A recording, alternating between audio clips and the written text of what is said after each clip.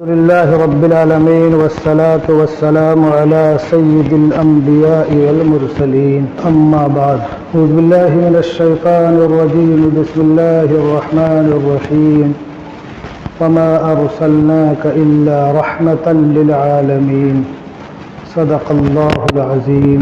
حضرات محترم، شاعر کہتا ہے کہ وہ آئے جن کے آنے کی زمانے کو ضرورت تھی، وہ آئے جن کے آنے کی زمانے کو ضرورت تھی، وہ آئے جن کے آنے کے لیے بے چین فطرت تھی، وہ آئے نغمے داؤد میں جن کا ترانہ تھا، وہ آئے کہ گریے یعقوب میں جن کا فسانہ تھا، وہ آئے جن کے خاطر مضطرب تھی وادی بطحا، وہ آئے جن کے قدموں کے لیے کعبہ ترستا تھا، وہ آئے جن کو حق نے گود کی خلوت میں پالا تھا، وہ آئے جن کے دم سے عرش اعظم پر اجالا تھا۔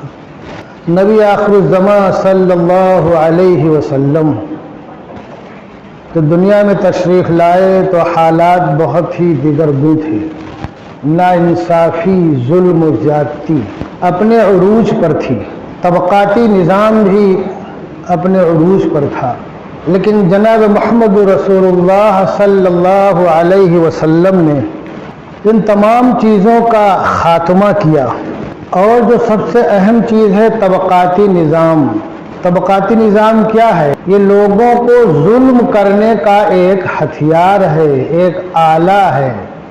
اللہ تبارک و تعالیٰ نے سورہ قصص میں آیت نمبر 4 سورت نمبر 28 پارہ نمبر 20 ارشاد فرمایا، ان فرعون علا فی الارض وجعل اہلہا شیعا یستضعف طائفۃ منہم یذبح ابناءہم ویستحیی نساءہم انہ کان من المفسدین۔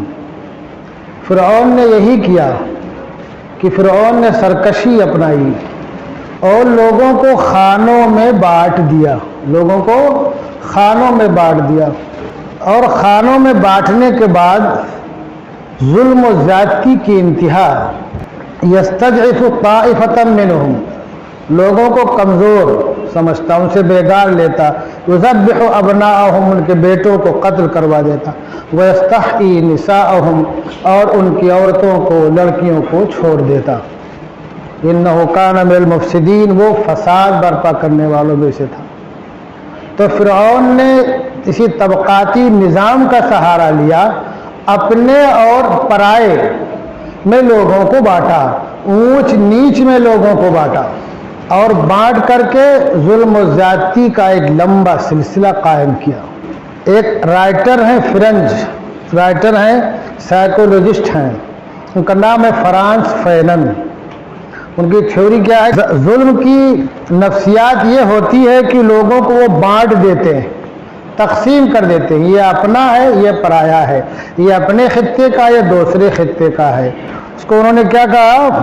وہ جو بانٹتے ہیں وہ دو خانوں میں، زونس آف بینگ اور زونس آف نان بینگ، یعنی جو اپنے لوگ ہیں ان کے ساتھ تمام رعایتیں ہوں گی، ان کے تمام حقوق کا خیال کیا جائے گا، ان کے تمام حقوق کی پاسداری کی جائے گی، اس کا لحاظ کیا جائے گا۔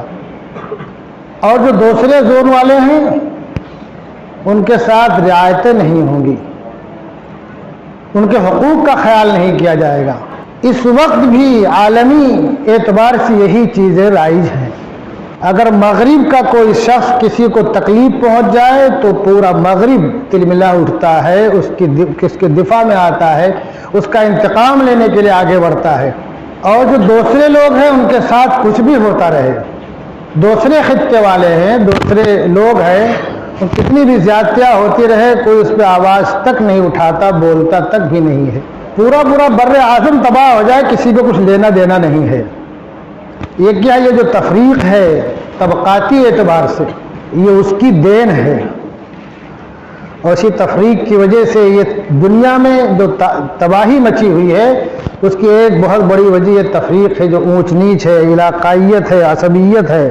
اور وطن عزیز میں بھی یہ چیز رائج ہے، جو اونچے طبقے کا ہے اگر اس کے ساتھ کچھ ہو جائے تو سارے لوگ سراپا احتجاج ہو جاتے ہیں، لیکن کمزور، ضعیف، پسماندہ طبقات کے ساتھ ویسی زیادتیاں ڈیلی متعدد بار ہوتی ہیں، متعدد خواتین کے ساتھ ہوتی ہیں، ان کے ساتھ ہمدردی کے دو لفظ بولنے والا بھی کوئی نہیں ہے، احتجاج تو جانے دیجیے۔ یہ کیا ہے؟ یہی طبقاتی نظام میں لوگوں کا بٹے رہنا، لوگوں کو بانٹ کر کے رکھنا، محض اپنے فائدے کے لیے، اپنے وقار کے لیے اور اپنی بڑائی کو باقی رکھنے کے لیے۔ لیکن جناب محمد رسول اللہ صلی اللہ علیہ وسلم نے کیا کیا؟ یہ اتنا بڑا انقلاب ہے کہ روئے زمین پر نہ اس سے پہلے کسی کے ذریعے برپا ہوا اور نہ اس کے بعد برپا ہوگا کسی کے ذریعے۔ آپ نے فرمایا الناس سواسیۃ کا اسنان المشط، کنگھی کے جو دندانے ہوتے ہیں برابر ہوتے ہیں۔ کیا فرمایا آپ نے؟ کہ لوگ کنگھی کے دندانوں کی طرح برابر ہیں، کسی میں کوئی تفریق نہیں ہے، کسی میں کوئی بٹوارا نہیں ہے۔ اور ابو داؤد کی روایت ہے، اللہ کے پیارے حبیب صلی اللہ علیہ وسلم اپنی دعا میں کہا کرتے انا شہید ان العباد کلہم اخوہ، انا شہید ان العباد کلہم اخوہ، میں اس بات پر گواہ ہوں، میں اس بات پر گواہ ہوں کہ تمام کے تمام بندے آپس میں بھائی بھائی ہیں، آپس میں بھائی بھائی ہیں۔ اور یہ خالی آپ کے الفاظ نہیں تھے، کر کے بھی دکھایا۔ اور اس کا مظہر عتم اگر دیکھنا ہو آپ کو تو آپ نماز میں دیکھ لیجئے، ایک وقت نہیں 5 وقت کی نماز ہے جو ہر ایک کو یقین دلاتی ہے کہ تم ایک دوسرے کے بھائی ہو، کسی میں کوئی تفریق نہیں، کوئی بڑا نہیں، کوئی چھوٹا نہیں، ایک ہی سب میں کھڑے ہو گئے محمود و ایاز، نہ کوئی بندہ رہا نہ کوئی بندہ نواز، شاہ ہو چاہے گدا ہو اسی سب میں آ کر کے کھڑا ہوگا، قدم سے قدم ملا کر کے کھڑا ہوگا، کندھے سے کندھا ملا کر کے کھڑا ہوگا۔ یہاں کوئی یہ نہیں سوچے گا کہ اس کا سایہ پڑ جائے گا تو ہم ناپاک ہو جائیں گے، اور خوش ہوگا کہ اللہ تبارک و تعالیٰ نے ہم کو یہ مقام عطا فرمایا ہے کہ ہم ایک دوسرے کے برابر اور لائن میں سب میں کھڑے ہوتے ہیں۔ اور حج کو اگر آپ دیکھیں گے وہاں بھی کوئی سسٹم نہیں اس طرح سے کہ فلاں حاکم ہے اور فلاں رعایا ہے، فلاں افسر ہے، فلاں بادشاہ ہے، یا فلاں خطے کے لوگ ہیں، فلاں غریب لوگ ہیں، پسماندہ لوگ ہیں، سب ایک ہی لباس میں نظر آتے ہیں، ایک ہی ڈریس میں نظر آتے ہیں، اور سب ایک ہی کلمہ پڑھتے ہوئے نظر آتے ہیں، اور ایک ہی جو چیز کرنی ہے سب کو کرنی ہے۔ تو اللہ کے پیارے حبیب صلی اللہ علیہ وسلم نے باقاعدہ اس کو عملی طور پر کر کے دکھایا۔ اگر آپ چشم تصور سے دیکھیں، غور کریں اور اس وقت کے منظر کو اپنے آنکھوں میں بٹھانے کی کوشش کریں تو آپ کو معلوم پڑے گا کہ قریش کے ابو بکر ہیں، قریش کے عمر ہیں، اور اوس کے سعد ہیں، سعد بن عبادہ روم کے صہیب ہیں، اور حبشہ کے بلال بھی ہیں، حبشہ کے بلال بھی ہیں، اور فارس کے سلمان ہیں، دوس کے طفیل ہیں، نجد کے اسامہ ہیں، سوڈان کے مدعم ہیں، خراسان کے فیروز ہیں، مدلج کے سراقہ ہیں، اور طے کے عدی ہیں، نینوا کے عداس ہیں۔ یہ سب کے سب اللہ کے پیارے حبیب صلی اللہ علیہ وسلم کی مجلس میں ایک ساتھ تشریف فرما ہے، ایک ساتھ بیٹھے، گھٹنے سے گھٹنا ملائے ہوئے۔ اس میں کوئی اپنے کو برتر نہیں سمجھ رہا ہے اور نہ کسی کو کمتر سمجھا جا رہا ہے۔ یہ کیا ہے؟ اللہ کے پیارے حبیب صلی اللہ علیہ وسلم نے اس کو کر کے دکھایا۔